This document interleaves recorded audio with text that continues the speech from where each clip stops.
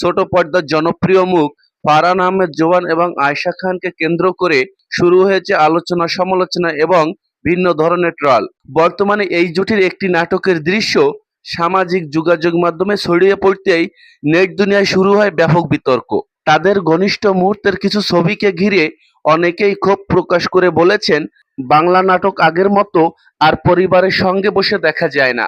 Viral হওয়া সেই ছবি এবং ভিডিওকে কেন্দ্র করে ইউটিউব এবং ফেসবুকে শুরু হয়েছে ভিন্ন ধরনের বিতর্ক।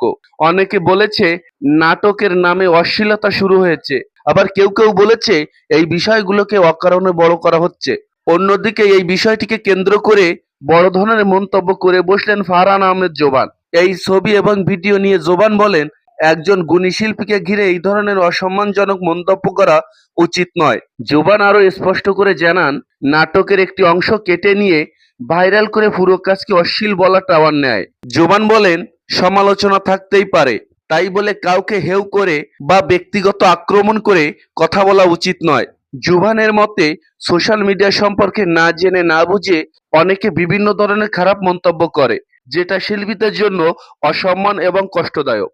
জোবান ভক্তদের উদ্দেশ্য করে বলেন, পুরো বিষয় না জেনে শুধু ভাইরাল দৃশ্যের উপর ভিত্তি করে সিদ্ধান্ত নেবেন না। প্রিয় দর্শক, জোবানের এই মতে আপনারা কি একমত?